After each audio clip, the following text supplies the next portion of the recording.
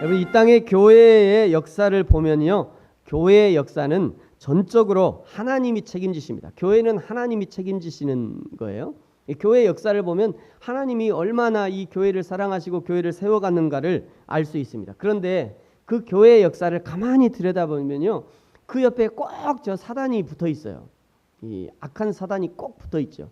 그래서 교회의 역사는 저 사단과 하나님의 전쟁이다, 이렇게 표현해도 됩니다. 교회 역사를 쭉 보면 하나님과 사단의 아주 치열한 전쟁이 지금까지도 계속되고 있는 거예요. 여러분, 저 사단은요, 천지창조의 그 순간부터 있었습니다. 여러분, 이때 사단이 어디 있었을까요? 여기 잘 안 보이죠? 이 뱀의 모양으로 여기 올라가 있잖아요. 나무에 뱀이 올라가요. 사단은 저 천지창조부터 언제까지 하냐면요, 마지막에 예수님의 최후의 심판까지 사단이 붙어 있어요. 그래서 계속해서 성도와 교회들을 괴롭히는 것입니다. 이 사단이 교회를 공격할 때 잘 사용하는 무기가 있어요. 그게 뭐냐면요, 두려움과 공포입니다. 두려움과 공포. 여러분, 지난주에 봤던 것처럼요, 아나니아와 삽비라, 이 두 사람이 그런 케이스죠. 하루아침에 그냥 사도들 앞에서 죽어나갔잖아요. 얼마나 두렵겠어요. 그 하나님에 대해서 얼마나 오해할 수도 있을 것입니다. 그러나 이런 공격은요, 이 악한 사단의 공격은 번번이 실패합니다. 왜냐하면요, 교회는 마치 잡초처럼 밟히면 밟힐수록 더 많아지고 더 건강해지기 때문입니다. 그렇다고요, 무작정 교회가 밟히면 건강해지는 건 아니에요. 오늘 사도행전 5장 42절에 보면요, 밟히면서도 오히려 건강해질 수 있는 비결을 담고 있어요. 우리 한번 같이 한번 읽어볼까요? 그들이 시작. 그들이 날마다 성전에 있든지 집에 있든지 예수는 그리스도라고 가르치기와 전도하기를 그치지 아니하니라. 아멘. 그들이 성전에 있든지 집에 있든지 예수는 그리스도라고 가르치고 전도한 것이에요. 가르친다는 것은요, 누구로부터 배움을 받는 것보다 더 많은 깨달음을 얻을 수 있는 직업입니다. 여러분, 교수의 유익이 무엇입니까? 명성을 얻고 월급을 많이 받는 것이 아니라 사실은 이 가르치는 이 작업을 통해서요, 더 많은 깨달음을 얻게 되는 거예요. 그래서 교수들이 논문을 많이 발표하는 이유가 다 있는 것 같아요. 가만 보면 학생들을 가르치다가 더 중요한 원리를 깨달아 아는 것 같아요. 목사도 마찬가지예요. 성도들에게 성경을 가르치면서 더 많은 하나님의 진리를 깨달아 알게 되는 거예요. 제가요, 이렇게 부교육자로 있다가 담임 목사로 되니까 얼마나 감사한지 말이죠. 부교육자로 있을 때는 깨닫지 못했던 그 하나님의 진리의 말씀들이 막 보여져요. 담임 목사가 해보니까 말이죠. 그렇다고 해서 여러분이 모두 다 목사가 될 필요는 없습니다. 이 바닥이 좁아요. 시장이 넓지 않아서 다 목사가 되면 안 돼요. 여러분, 근데요, 굳이 목사가 되지 않아도 여러분이 성경을 더 많이 알고 싶으면 여러분 한번 가르치는 작업을 해보십시오. 집에서 아이들에게 가르치고 교회에서 또 교제하면서 가르치고 성경을 가르치는 선생이 한번 되어보라는 거예요. 앞으로도 우리 교회도요, 이 교회학교가 생기면 교회학교 교사도 한번 해보십시오. 여러분이 소그룹이 생기면 소그룹의 리더도 한번 해보시고요. 그러면서 얼마나 성경이 알아지고 한 차원 높은 성경의 진리를 깨달아 알게 되는 것입니다. 여러분, 이렇게 가르치고 전도하는 성도들로 인해서 예루살렘 교회는요, 폭발적인 부흥을 경험합니다. 그러나 교회의 성장과 함께 사단의 계략, 사단이 교회를 무너뜨리려고 하는 이 사단의 계략도 함께 발전해가는, 교회만 발전해가는 거 아니에요. 사단의 그 계략도 함께 아주 치밀해지고요, 더 강력해지는 것을 볼 수 있습니다. 여러분, 사단이 교회를 공격하는 첫 번째 무기는요, 교회에 분란을 일으키는 겁니다. 분란을 일으켜요. 이미 예루살렘 교회에는요, 2만 명에 육박하는 성도들이 있었죠. 성도만 아니라 교회의 재정도요, 아주 풍족했습니다. 아나니아와 삽비라의 사건이 있었지만 오히려 그 일이 교훈이 되어서 성도들이 자발적으로 자신의 것을 내어놓는 헌신이 계속 이어졌기 때문입니다. 그러면서 자연스럽게 여러 가지 모임이 생겼어요. 지연, 학연, 혈연을 따지면서 같은 연줄이 있는 사람들끼리 모임을 형성하게 되어지고요. 그 중에 오늘 본문에 등장하는 헬라파와 히브리파가 있었습니다. 여기 헬라파 유대인들이 있었고 그리고 히브리파 유대인들이 있었다, 이렇게 말하는 거죠. 여기 헬라파와 히브리파라는 것은 이들이 어디서 출생했냐, 어디서 살고 있느냐를 따지는 것이 아닙니다. 헬라파와 히브리파를 구분짓는 한 가지 잣대는요, 그들이 지금 어떤 언어를 쓰고 있는가, 어떤 언어를 모국어처럼 쓰고 있는가, 이것이 헬라파냐 히브리파냐 이 기준이 되었습니다. 이런 기준으로 인해서 헬라파, 히브리파를 구분하다 보니까요, 자연스럽게 언어 소통의 문제가 생겼어요. 언어 소통의 문제가. 그러니까 한쪽에는 같은 교회인데도 한쪽에는 히브리파 사람들이 히브리 말로 막 얘기해요. 또 한쪽에는 헬라파 사람들이 모여갖고 헬라어로 막 얘기해요. 그러니까 자연스럽게 이게 두 가지가 안 섞이는 거예요. 안 섞이는 문제가 생기는 것입니다. 그 문제를요, 이렇게 안 섞이는 문제, 이게 소통이 안 되는 문제가 생기니까 사실은 일부러 차별한 것이 아니에요. 일부러 차별한 것이 아니라 소통이 안 되니까 어쩔 수 없이 차별하는 문제가 생기게 됩니다. 예를 들면 이쪽에서는 1리터 얘기하는, 이쪽에는 1g을 알아듣고, 이쪽에는 1kg 얘기하는데 이쪽에는 다 작거나 크게 알아듣고, 그러니까 소통이 안 되는 거예요. 그래서 이게 차별이 생겼는데, 문제는 그런 차별로 인해서 원망했다, 이렇게 성경이 기록하고 있어요. 원망했다. 이 원망하는 문제가 생기니까요, 그것을 사단이 기가 막히게 꼬투리를 잡아서요, 교회에 분란을 일으키는 문제로 삼은 것입니다. 서로 네 편이고 내 편이고 따지게 만들고요, 서로 이간질하면서 싸우게 만드는 거예요. 파별의 문제가 있다는 것은 그런 모임 자체가 나쁜 것이 아니라, 그 모임 자체가 문제가 아니라, 그 모임을 통해서 각자 이기적인 주장을 펴고 차별하고 서로를 향해서 공격하는 그런 성향을 띠는 것이 문제인 것이에요. 여러분, 요한복음 8장 44절에서는요, 이 사단을 규정하면서 이 사단을 거짓의 아비다, 너희 마귀 사기, 너희 아비 마귀, 이렇게 얘기하잖아요. 예수 안 믿는 사람들한테 얘기하는 거예요. 너희 아비가 마귀래요. 그 마귀가 거짓말장이래요. 거짓의 아비래요. 그래서요, 세상에 존재하는 모든 거짓, 분란, 싸움, 이런 것들은 다 사실은 사단에게서 옵니다. 사단이 그거를 집어넣어주는 거예요. 분란하게 하고 싸우게 하고 시기 하게 하고. 사단에게 속한 사람은 자연적으로 거짓과 분란과 싸움이 너무 자연스러워요. 눈 깜짝 안 하고 거짓말해요. 눈동자도 안 흔들리고 거짓말을 해. 눈동자도. 검사들이 그냥 증거를 다 갖고 있는데도 그 재판장 앞에서 아니래. 한 입으로 두 말하고 사람들을 속을 그냥 뒤집어 놓고요. 이런 사람들이 있다면 그는 사단에게 속한 사람일지도 모릅니다.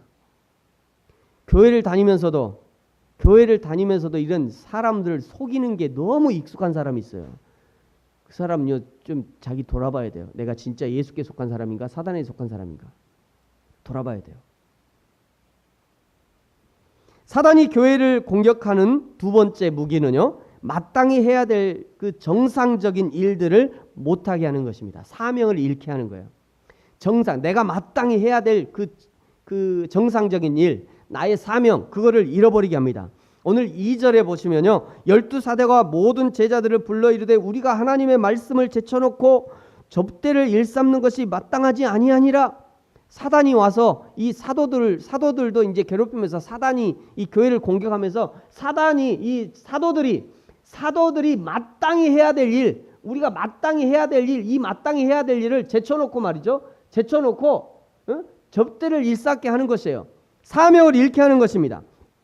갑자기 불어난 성도들에게 음식을 제공하고 문제들을 해결해 주는 일에 사도들이 투입이 되었던 거예요. 사도들이 매일의 구제에 투입되어 일하다 보니까 사도들이 정작 해야 될 일 말이죠, 하나님의 말씀을 연구하고 하나님의 말씀을 준비하고 가르치고 선포하는 이 문제에 집중하지 못하는 문제가 발생한 것이에요. 여러분 생각해 보세요. 이 사도 초대교회가 이것이 지금 문제가 있구나 라고 판단하는 것을 보니까 벌써 이미 초대교회로부터 교회가 가르치고 교육하는 문제를 얼마나 중요한 문제로 여겼는지를 알 수 있습니다. 가르치고 교육하는 것이 중요한 문제가 아니다라고 생각했으면 이 사람들이 이렇게 고민 안 했을 거예요. 그런데 초대교회는 벌써 초대교회로부터 성도들을 가르치고 교육하는 것이 얼마나 중요한가 그것을 알았기 때문에 자기들이 지금 그렇게 하지 못한 것이 이게 문제가 있다라고 판단한 거죠. 여러분, 이 문제, 이 큰 문제 두 가지 말이죠. 첫 번째는 소통의 문제, 불공평한 분배가 이루어지지 않아서 교회에 분란이 일어나는 거, 이 교회에 분란이 일어나는 거. 두 번째는 사도들마저도 본연의 직무를 할 수 없게 된 거. 이 두 가지 문제를 어떻게 해결했는가가 오늘 본문의 핵심입니다. 근데 이 본문의 핵심을 다루기 전에 한 가지 기억해야 될 것이 있는데요. 오늘 본문에서 기록되어 있지는 않지만 헬라파 유대인들의 이 불만, 헬라파 유대인들이 자기들이 아주 작은 소수였어요. 몇 사람 안 돼. 헬라파는 몇 사람 안 됐는데 그 헬라파의 그 작은 불만, 헬라파는 히브리파에 비하면 정말 소수의 사람들이었지만 중요한 것은 사도들이 그 소수의 의견, 소수의 불만을 무시하지 않았다는 거예요. 이 굉장히 중요합니다.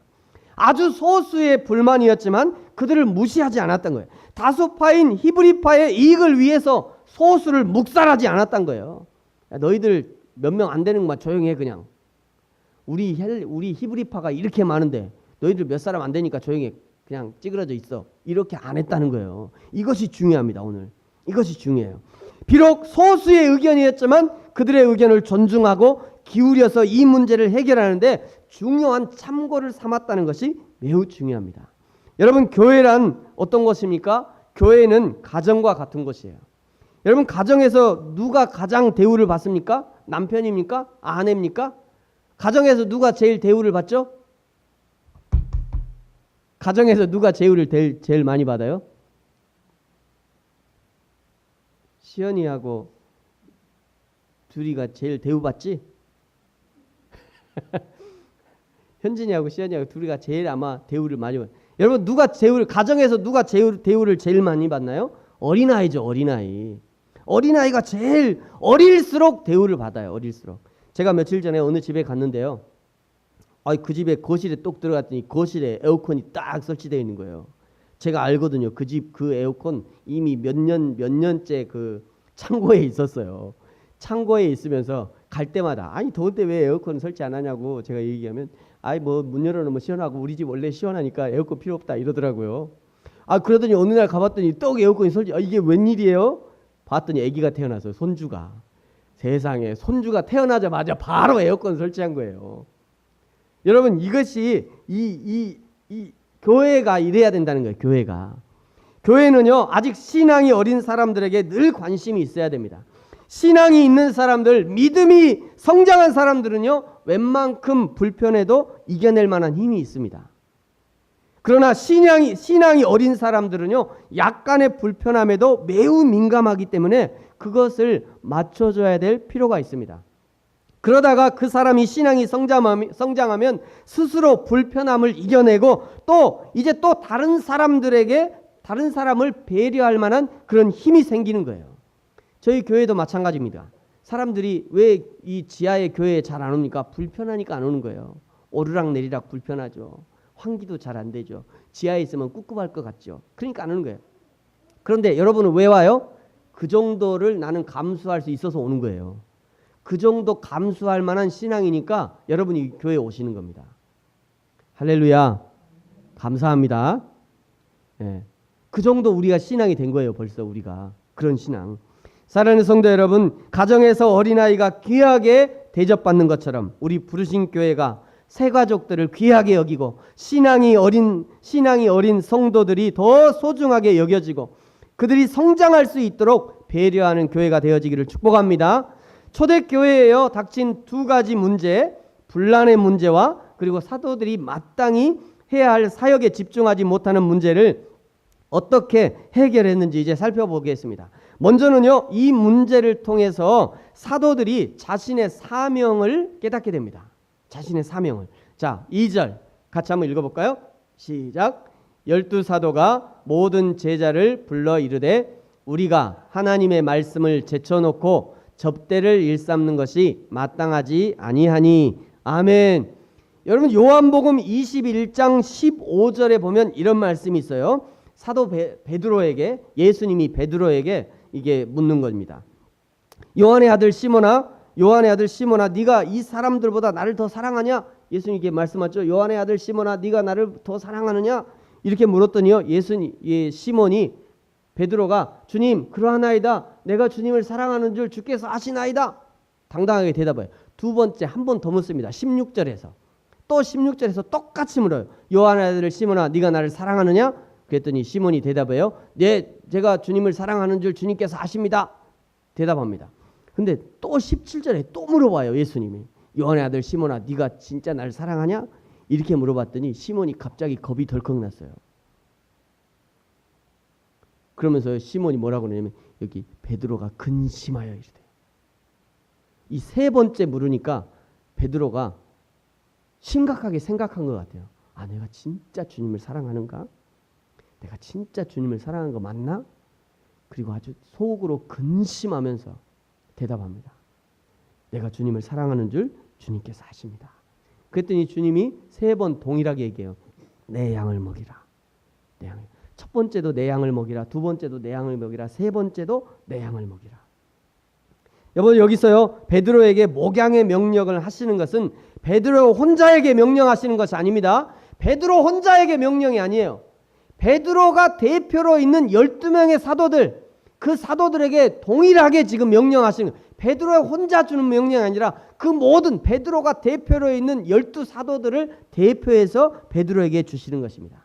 근데 여기서 분명히 알아야 될 것은요. 예수님은 세 번 모두 내 양을 먹이라 이렇게 내 양을. 내 양, 이거 굉장히 중요합니다. 내 양을 먹이라. 끝까지 예수님의 양, 하나님의 양인 것이지 베드로의 양이 되는 것이 아니야. 야 베드로야 너 저 양 잘 키워갖고 네 거 해라. 이 얘기 아닙니다. 그 얘기 아니에요. 끝까지 예수님은 예수님의 양을 먹이라 얘기하는 것이에요. 예수님의 양에서 사도의 양으로 위임되거나 소유권이 넘어가는 것이 아닙니다. 목회자들이 유념해야 될 분이 바로 이 부분인데요. 하나님이 단 한 번도 성도들을 목회자의 양이다 얘기한 적이 없다는 거예요. 그럼 잘 기억하셔야 됩니다. 성도들은 하나님은 한 번도 저 성도들이 목회자 너의 양이야 이렇게 얘기한 적이 없다는 거예요. 목회자는 하나님의 종이 되어서 하나님의 양들을 돌보는 역할을 하는 것이지 하나님의 양을 잘 키워서 목회자의 양을 삼는 것이 아닙니다. 여러분 잘 기억하셔야 돼요. 그러므로 목회자들은요. 내 양이냐 당신은 내 양이요 이런 말 조심해야 돼요. 나는 영적으로 당신은 영적인 아버지 이런 일 제발 조심하셔야 됩니다. 이런 얘기하면 요즘 성도들은요 하도 이게 수준이 높아져 가지고요 저 말 틀린 말인데 금방 알아들어요.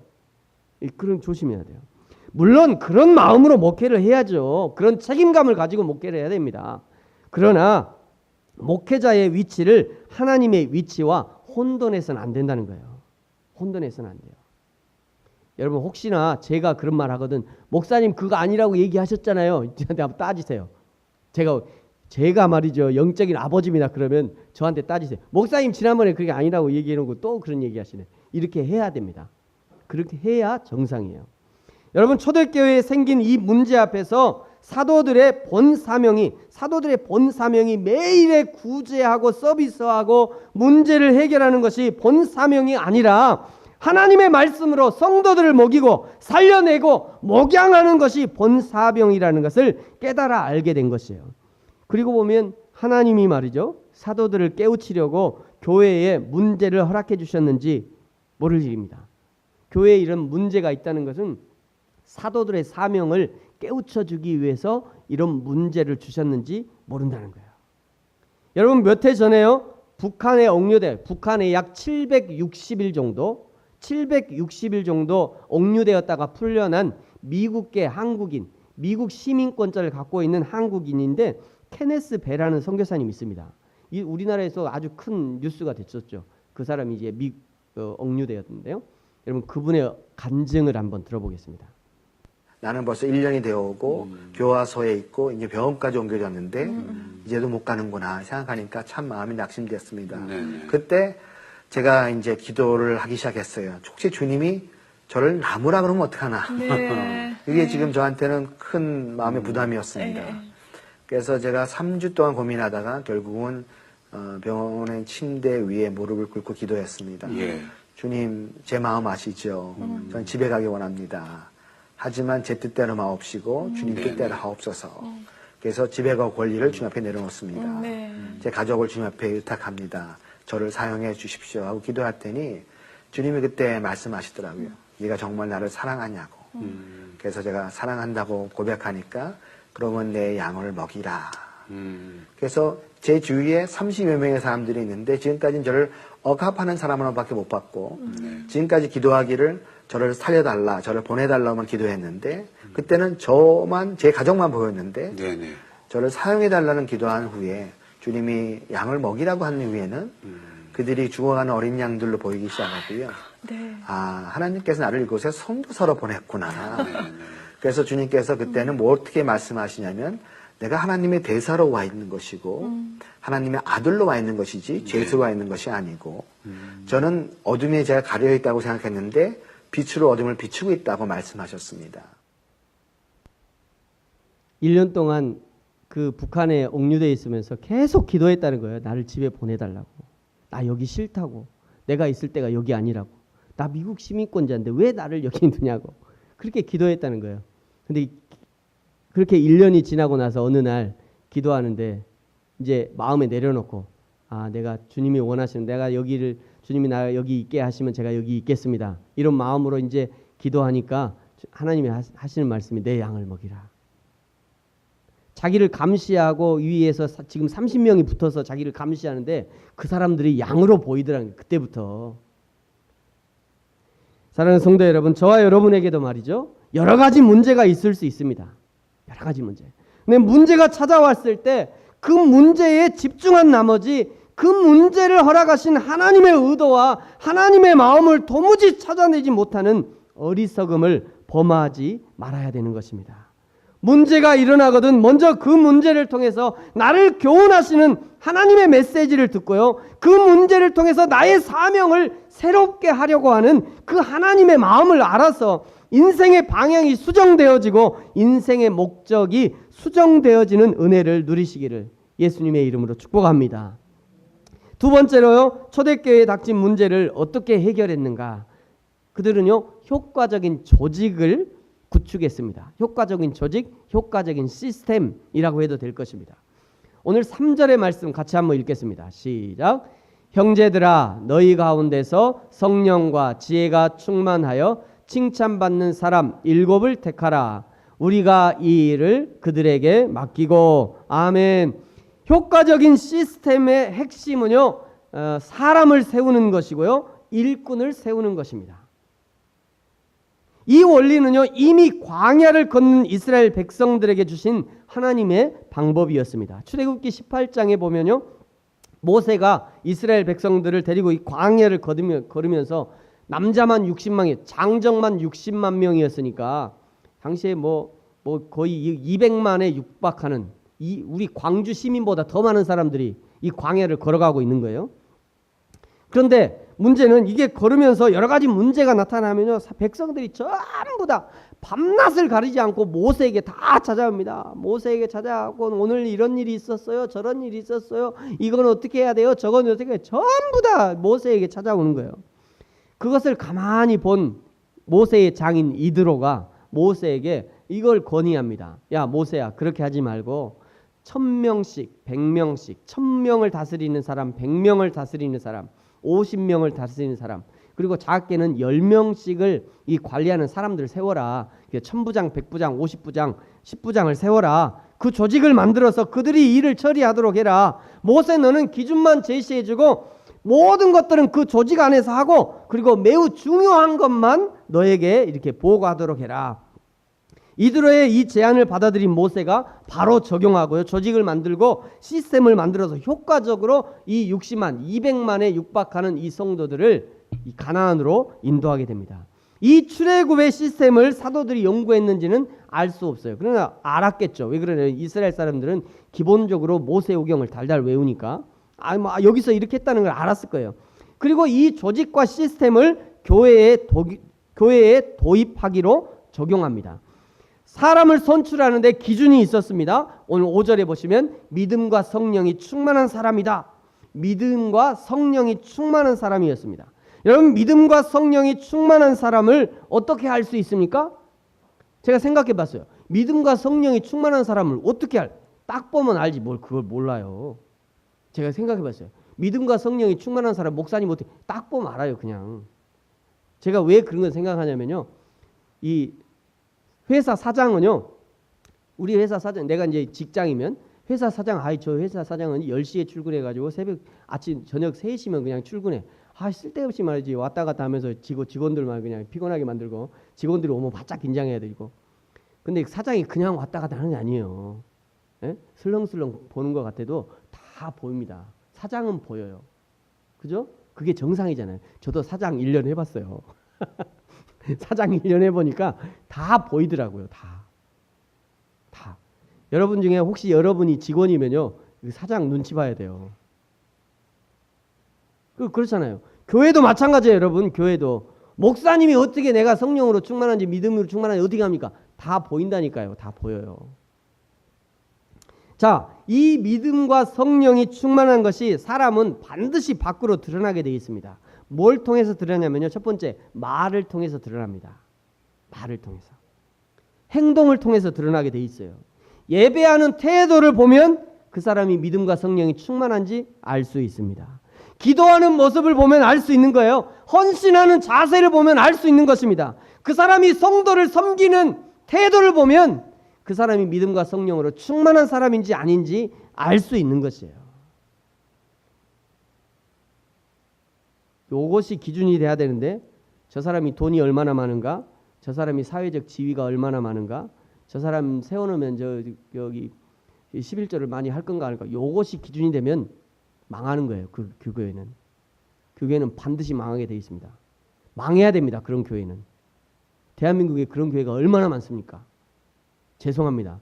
다 망해야 돼요. 그런 교회. 만약에 우리 교회도 어쩔 수 없이 저런 교회가 된다. 예? 돈 많이 헌금하는 사람들을 그냥 빵빵 세워주고 그러면 망하는 거예요. 여러분 빨리 도망가세요. 그런 교회에서. 우리 교회가 만약 그렇게 되면 빨리 도망가세요. 같이 망하는 겁니다. 그리고 어떤 선출 방식을 사용했는지는 알 수 없지만 7명의 사람들을 선출해서요. 사도들 앞에 세워놓습니다. 그 기준은 믿음과 성령으로 충만한 사람이 있고요. 이 기준은 정해졌고 그 조건에 맞는 사람들을 추천하고 그리고 초대교회 당시에 일반적으로 사용했던 이 제비뽑기를 했음이 틀림없어요. 그때는 보통 그렇게 했습니다. 이 제비뽑기를 통해서 사람들을 선정한 것입니다. 여러분 그리고 그 이름이 오늘 5절에 기록되어 있어요.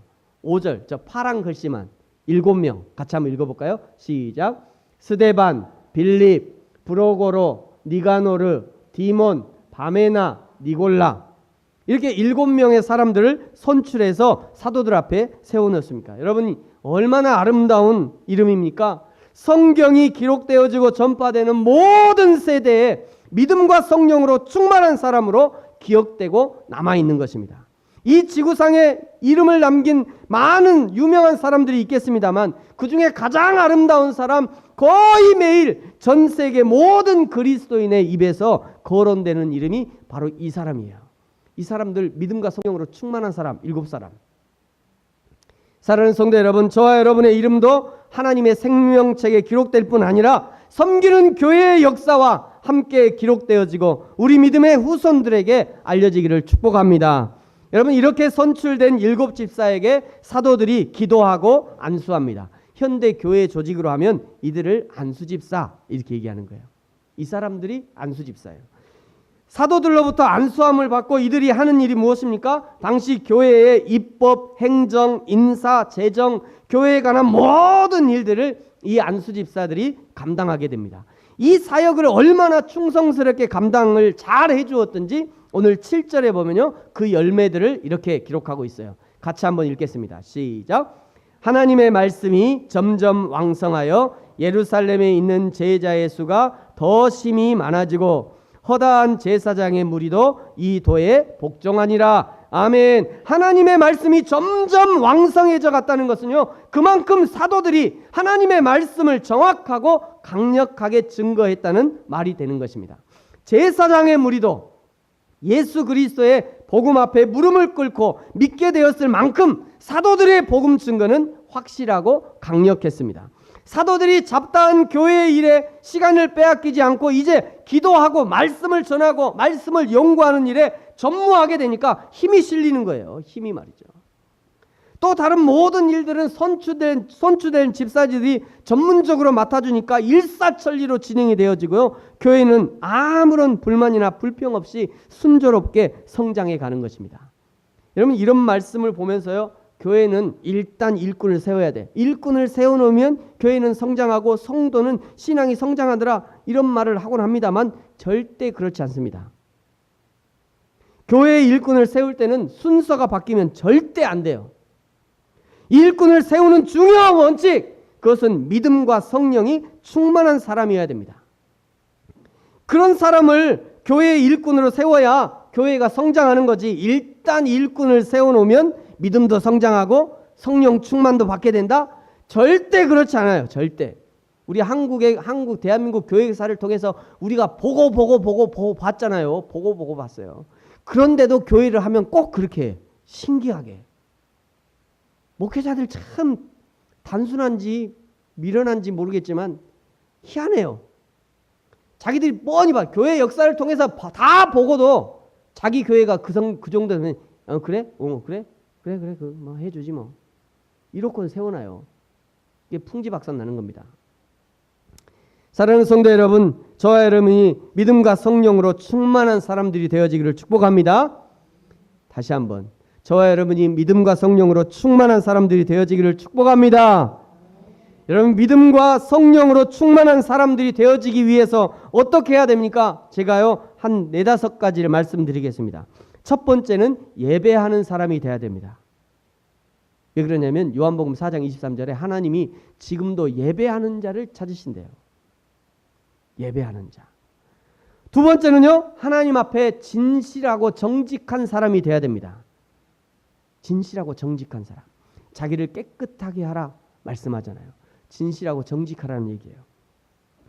세 번째, 작은 일에 충성하고 감사하는 사람입니다. 그리고 그 맡은 자에게 구할 것은 충성이다 얘기하잖아요. 아무리 작은 일에도 충성할 수 있어야 돼요. 작은 일에 감사하는 사람, 그 사람에게 하나님이 쓰시는 거예요. 또 기본적으로요, 섬길 줄 아는 사람이어야 됩니다. 섬김 받기를 너무 익숙하면 안 돼요.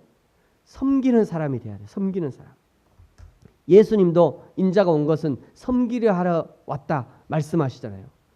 어린 사람, 새로운 사람에게 배려할 수 있는 사람이 돼야 됩니다. 교회의 필요를 먼저 볼 수 있어야 돼요. 자신의 것을 희생함으로 공동체의 필요를 채워갈 수 있는 사람이 되어야 되는 것입니다.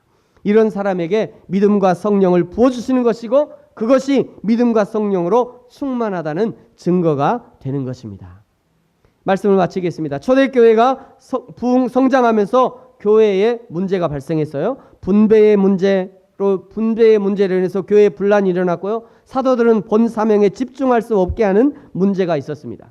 사단은 이런 문제를 그냥 두지 않아요. 이 문제를 물고 늘어져서요, 교회를 흔들어 놓고 무너뜨리려고 하는 것입니다. 그러나 초대교회는 이 문제를 기막히게 풀어내고 이겨내서 부흥하고 성장하는 원동력을 삼게 됩니다.